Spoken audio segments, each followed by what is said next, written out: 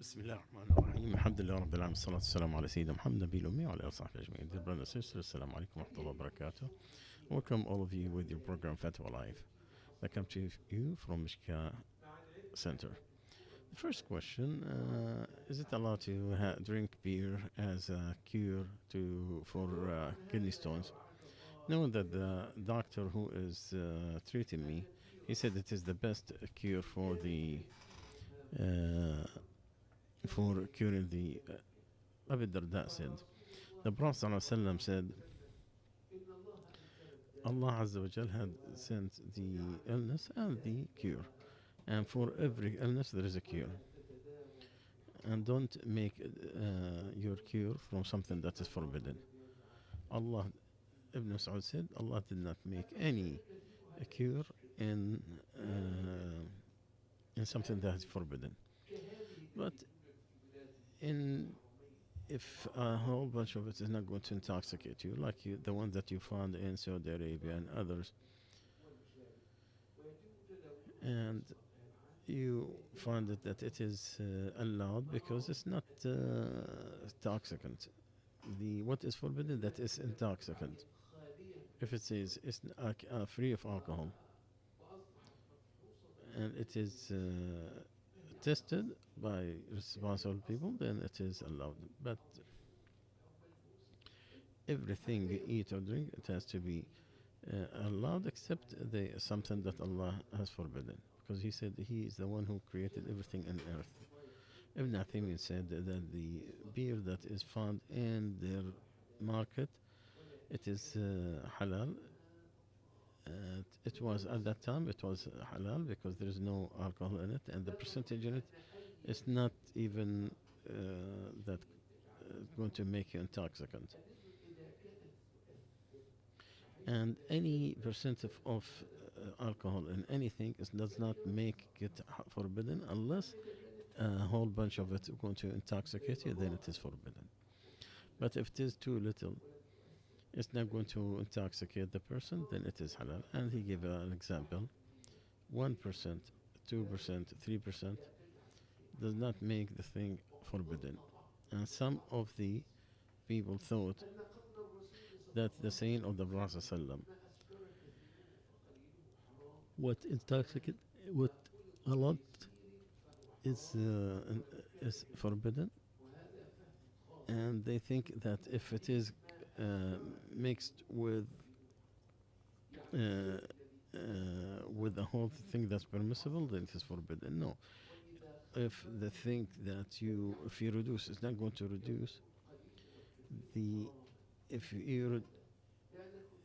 you reduce the amount, is going to not make you intoxicated. No, but if it is too much, it's going to intoxicate you, then it's forbidden.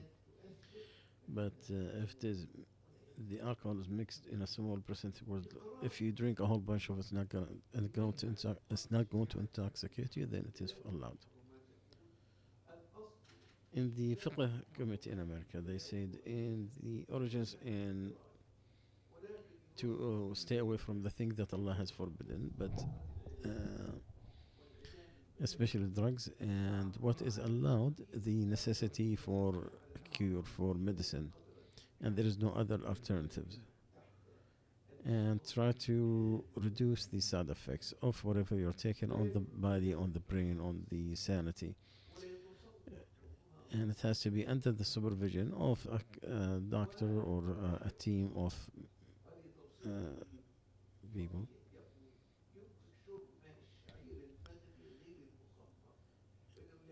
There is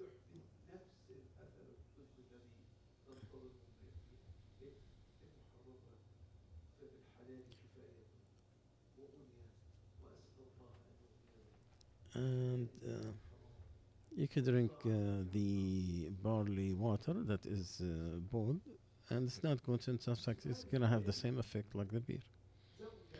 Another question: a woman that always creates problems with her husband, and her intention that she want to do that so he could divorce her, and she said that she's regret that she always rushed into accepting the marriage, and she's always doing that so he will divorce her.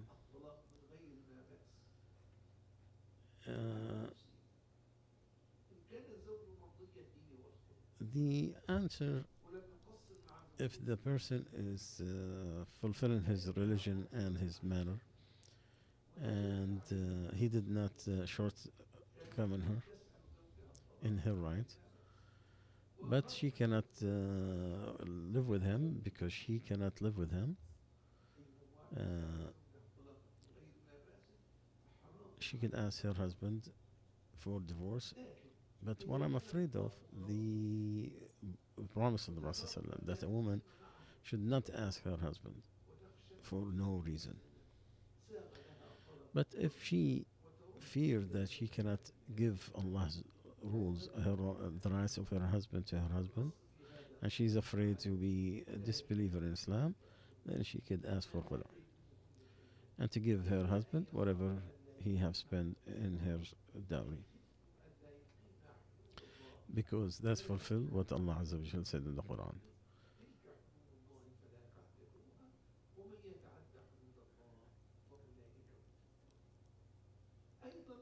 Also, what Al-Bukhari has narrated from Abdullah ibn Abbas, that a woman, the wife of Thabit ibn Qais, came to the Prophet ﷺ and she said, "O Prophet of Allah, Thabit ibn Qais, I don't have any problem with his character or his religion, but I heard disbelief in Islam. Like she is afraid that my hatred to him will not allow me to give him his rights and to be wrong to him." So he alayhi salatu wasalam said, "Would you give him back his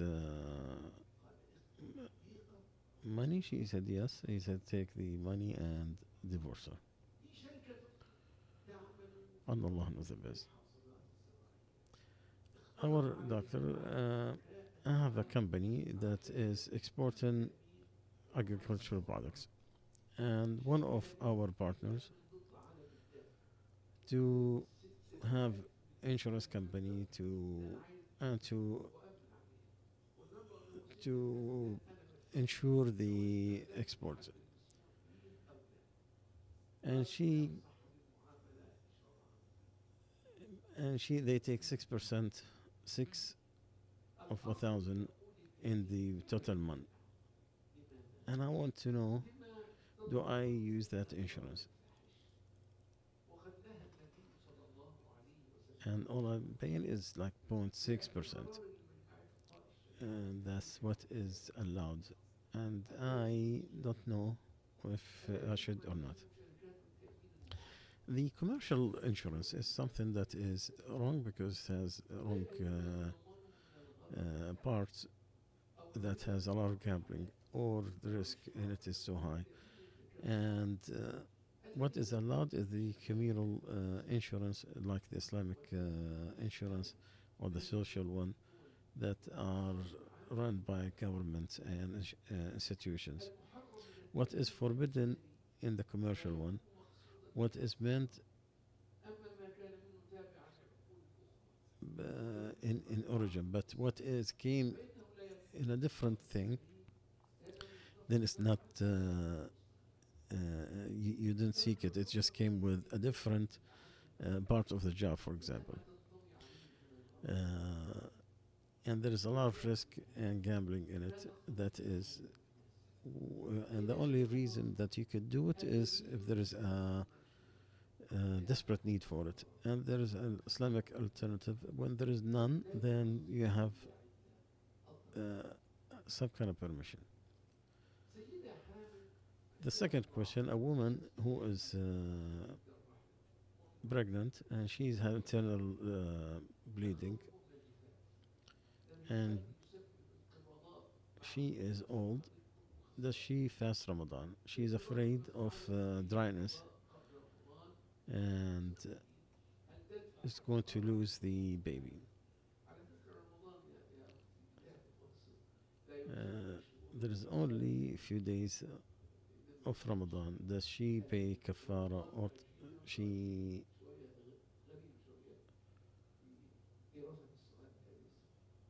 or does she fast it later?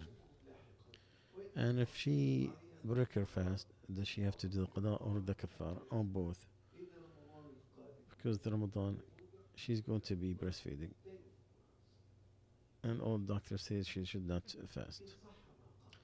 If it is agreeable, if it is true what she said, and it's going to harm her the pregnancy, and the doctors had agreed on that, then she break it and she make up whenever some other days. Allah said, whoever is traveling or sick, then he could compensate some other days. And in the Sahih Abu Dawud from Anas, that the Prophet ﷺ said, that Allah said, Allah has put the half of the prayers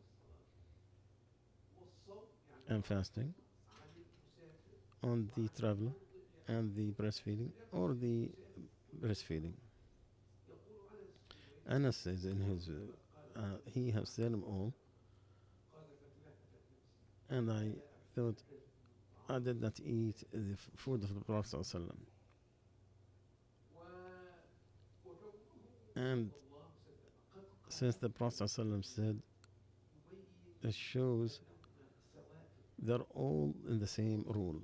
The excuse of sickness or having a baby or the breastfeeding, it is the same category. She makes some other, she break her fast and then she make up those days some other days. And then only when she is capable, then she can compensate for those days. It's not, they don't have to be every day. They could be every Monday, Thursday, whatever days she could get until she finished whatever she had missed from Ramadan. May Allah make her be able to do this and to give her a good son and to make him a righteous one. The divorce that is depends on leaving. If his intention, not that kind of leaving of the house or that place, or in a certain, or to a specific house, is it considered? Yes. The intention, it is. The intention is very important because the Prophet ﷺ said, indeed, all deeds depends on the intention.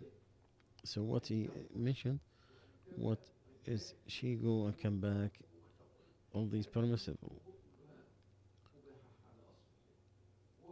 And he wants to restrict what is permissible. So you look to his intention. You ask him what is his intention when he said, is it complete or is it just from a specific house or specific terms or just general? So you have to look at the intention whatever he said it. And his judgment on Allah Azza wa Jal, who knows the inside of him. What is the explanation of Surah and Surah Al-Kahf? Those who did good, who believed and did good deeds, they have the Firdaus gardens as a status. Who are those who have believed? And what are those good deeds? The believers who admit to monotheism and accepted the Prophet's message. They accept the faith and they enter Islam and to be free from any other religion that's separate from it. And the good deeds are to do with obligations like fasting, prayers, Hajj and Zakah and good to your kinship, and to stay away from the thing Allah has forbidden, gambling, pork, alcohol, backbiting and all of that. And stay away from the things that are doubtful, like to eat the beast or something that is disputed between the scholars. It is better to safeguard your religion because of the hadith that what permissible is clean and what is forbidden is permissible. And there is some doubtful things, and whomever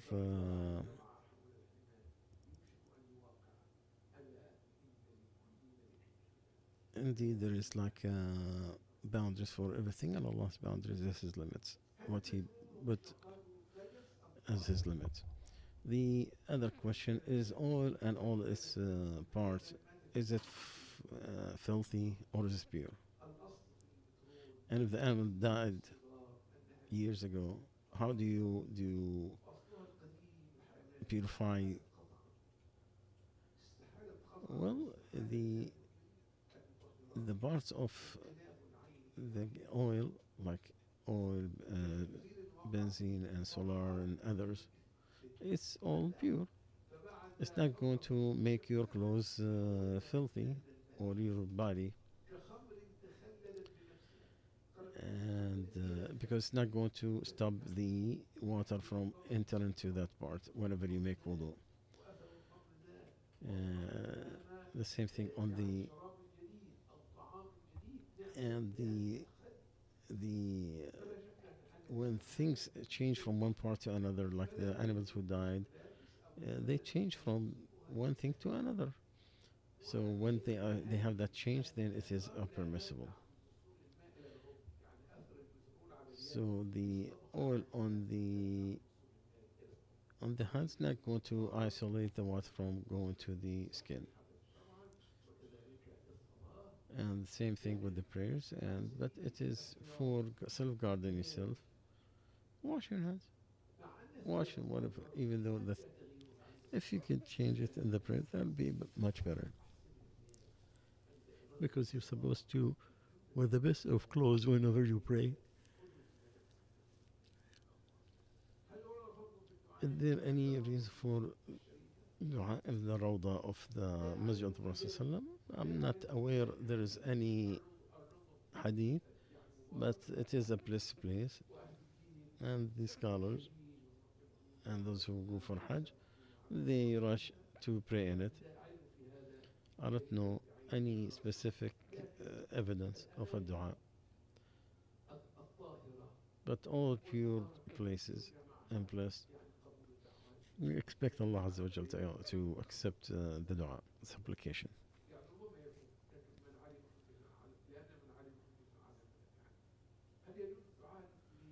Can you make dua on for the Sahaba? Alayhi salatu wasalam. If we mention them, we have made the prayers and blessing whenever we do that on Prophet ﷺ. So you're making dua for them. So whenever you make a salah on the Prophet ﷺ, and you ask for Allah's satisfaction of them whenever you mention them. And to stay away from those who talk about them. Because Allah Azza wa Jalla look at the heart of His creations, and He found the best pure generation is with the best one is Muhammad Sallallahu Alaihi Wasallam. So He chose him to be His seal of His messengers. And after the heart of Muhammad Sallallahu Alaihi Wasallam, He found after the prophets, it is the companions of the Prophet Sallallahu Alaihi Wasallam. So He chose them to be His companions, and they are the ambassadors of His message to humanity, and to take that message to all humanity. So give them their status and glorify them. And if you spend the amount of Uhud in height, you did not do not even a hand full of people. The second question, a lot of people, they put their hands so they could shake my hands after the prayers. I don't know if this innovation, and a lot of people don't do it. I do it without as a worship. I do it for the good characters. So if somebody greeted you, greet him with something better, and you have the intention that you are trying to make that you're not going to put this person down who might not know the rule, and yes, Allah Azza wa Jal with wisdom, and you are softening his heart. What is best that is said, he mentioned to us the story of somebody who put his hand forward after the prayer. He said this is a bid'ah. He said to put people and to break their hearts, that is required. So the good characters also you need to bring people to with the wisdom and the goodwill.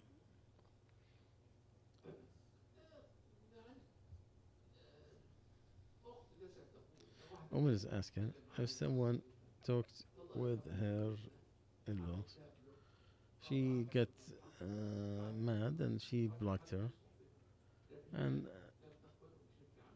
she did not reply to the salam. She met her one time at the stairs. She did not, and is there any sin on her? My sister, these details, instead of wasting our time with it, I will give you general ideas or rules. Whatever the situation is, fear Allah and fix the situation between you. And I remind you of Allah saying, it's not equal the good deed and the bad deeds. Push what is good. Maybe the person that you have animosity with, that they are in one good stand. What the Prophet ﷺ said in Bukhari and Ayyub al-Ansari, it's not allowed for a Muslim to desert his brother more than 3 days, and each one is staying away from the other. The best among them is the one who started the salam. And the saying of the Prophet ﷺ of what is said in Abu Dawood, don't I tell you what the best, which is the better than the fasting and the prayers, it is to correct the connection between people. Don't I tell you what is better than the fasting and anything else? They said yes. He said to fix in between the condition of people. And somebody said, oh, Prophet of Allah, I have relatives and I'm good to them and they are always deserting me. I'm too good to them and they are always opposite. He said, if you are like you sin, as if you are sending the hot sand on their face. And Allah will put someone on you to help you as long as you are on that. Is it allowed to for the shorten the prayers more than 4? No, the 4 is the limit.